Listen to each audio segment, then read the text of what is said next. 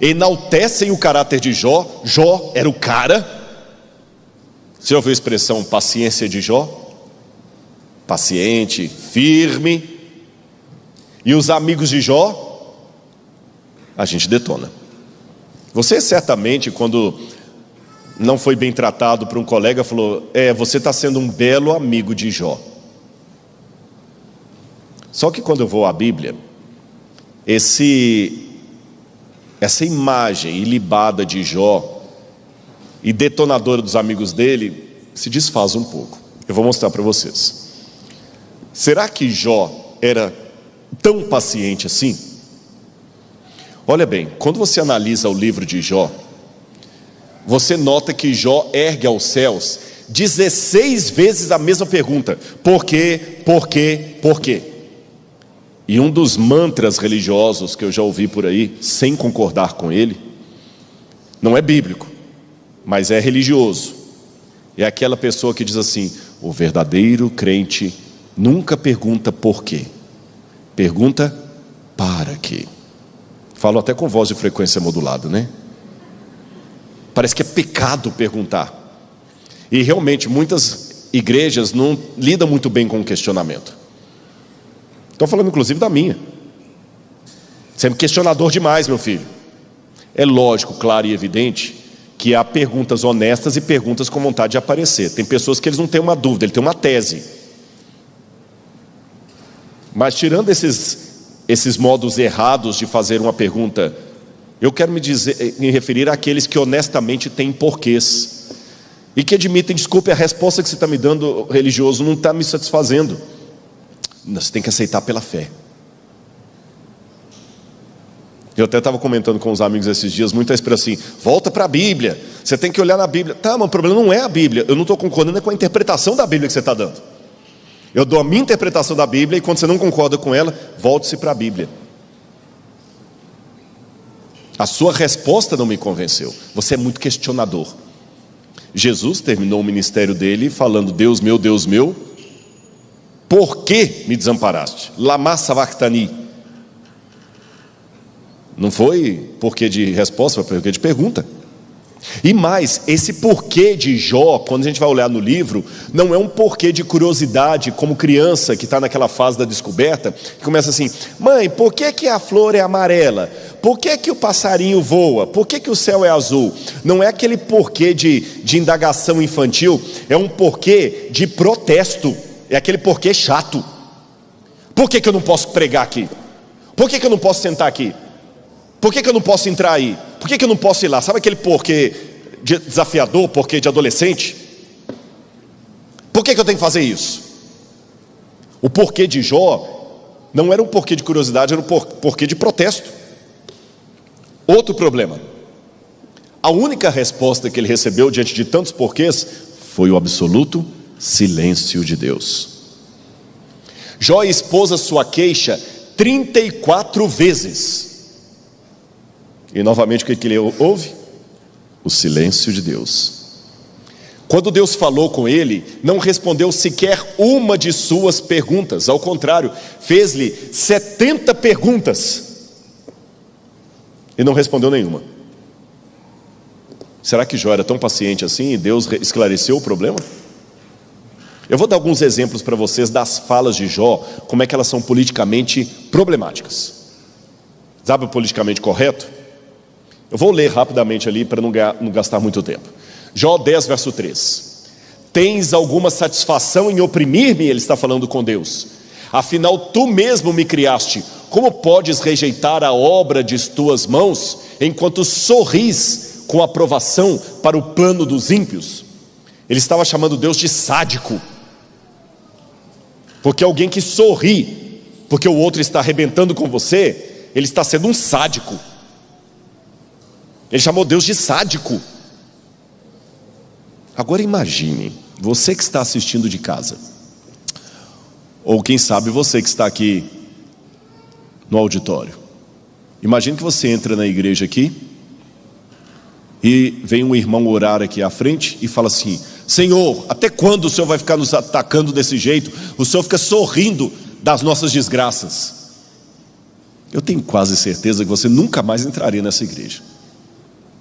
E aquele irmão que fez essa oração nunca mais viria à frente nem para anunciar o hino final. Já pensou? Vamos continuar. Entretanto, se clamo injustiça, eis que não obtenho resposta. Grito por socorro, contudo não vejo justiça. Jó 19, verso 7. Jó 34, versos 5, 12, 17 a 19, Jó fala o seguinte: sou inocente do mal que me acusam, mas Deus tirou de mim a injustiça. A justiça. Deus é injusto então. Jó 7, verso 20: se errei e pequei, que mal te causei, ó tu que vigias todos os seres humanos? Por qual razão me tornaste teu alvo? Porventura me transformei num fardo pesado e inútil para ti? E por último, Jó 16, 11 em diante: Deus me entrega nas mãos do ímpio e me faz cair nos ardis dos perversos. Gente, tem uma outra parte que Jó fala o seguinte: coloca Deus diante de mim e eu vou mostrar na cara dele que ele está sendo injusto. Tem uma hora que ele fala o seguinte: põe ele aqui, vem ele. Agora para o senhor é fácil, dizia Jó, o senhor não é homem como eu, o senhor não sofre das canseiras dos mortais. É muito fácil para o senhor aí, com todo o seu poder, ficar dando lição de moral, de como vencer os problemas. O senhor não tem problemas. É triste isso. Eu imagino cá com os meus botões, que se um membro dessa igreja falasse essas coisas, se ele levantasse aqui e falasse assim: pastor, eu estou cansado de sofrer, porque esse Deus aqui, ele tem prazer do sofrimento, ele tira de mim a justiça. Eu tenho certeza que outros falam: irmão, calma, tem visita na igreja. Gente, desculpa, ele tem problema, viu? Você não ia querer alguém representando a igreja adventista com esse tipo de palavra. Não, Jó não é o melhor para nos representar, não. Que curioso, olha o paradoxo. O mesmo Jó que no início do sermão eu falei que era um homem íntegro, reto, que era aquele que todo mundo ia gostar de tê-lo representando o grupo, na hora da provação, é aquele que você não queria perto. E se alguém na igreja ousar falar a metade do que Jó falou, muitos vão falar: irmão, calma, isso é blasfêmia, irmão, confie em Deus. Antes que você se assuste com a Bíblia Sagrada, deixe-me dizer que Deus é menos ofendido pela sinceridade de um pecador do que pela hipocrisia de um santo. Não é reprimindo o seu sentimento que você vai resolver o problema. Agora querem ver a contramão disso? A gente sempre detona com os amigos de Jó. Mas o problema é que quando eu vou ao texto, o discurso dos amigos de Jó é que parece politicamente correto. Querem ver? Vou dar um exemplo para você citando as palavras de Elifaz. Olha o que Elifaz diz para Jó: eis que tens ensinado a muitos e tens fortalecido mãos fracas. As tuas palavras têm sustentado os que tropeçavam, e os joelhos vacilantes tens fortificado. Mas agora, em chegado a tua vez, tu te enfadas. Sendo tu atingido, te perturbas. Jó 4, 3 a 5. O que Elifaz está falando? Poxa, Jó, você consolou tanta gente, agora que o problema bate à sua porta, você reclama? O que você pregou para os outros não serve para você? Qual o problema teológico do que Elifaz está falando? Nenhum, está correto. Outra fala de Elifaz: lembra-te, acaso já pereceu algum inocente? E onde foram os retos destruídos? Segundo eu tenho visto, os que lavram a iniquidade e semeiam o mal, isto mesmo eles cegam. Jó capítulo 4, versos 7 a 8. Ou seja, Jó que falava: Deus tem prazer em me oprimir, Deus tirou de mim a justiça. Ele faz: não, Deus não faz nada de errado. Ele faz está certo ou errado? Vocês estão com medo de responder? Ele está certo.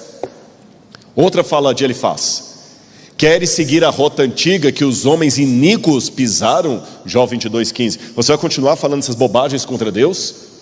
Quanto a mim, continua Elifaz, eu buscaria a Deus, e a Ele entregaria a minha causa. Escuta-me, mostrar-te-ei o que tenho visto e te contarei. Eu entregarei minha causa a Deus. E por fim, os conselhos de Elifaz são sempre assim: reconcilia-te, se te converteres, mostrando-se como alguém que tem experiência com Deus. Ou aí deu um nó maior na minha cabeça, que quando eu vou para a Bíblia, parece que Jó que é o complicado teologicamente falando, e ele faz, e os amigos de Jó que são os corretos. Então onde é que está o erro, o problema dos amigos de Jó? Olha esse texto que eu gostaria de ler na Bíblia com vocês, Jó capítulo 2, verso 11, abra a Bíblia comigo, Jó capítulo 2, verso 11. Quando Jó teve toda a sua desgraça e perdeu tudo, ele foi para o lixão da cidade. Quando os 3 amigos de Jó ouviram que todo esse mal havia caído sobre ele, vieram cada um do seu lugar. Elifaz, o temanita, Bildade, o suíta, e Zofar, o naamatita. Todos tinham combinado ir juntos, condoer-se dele e consolá-lo.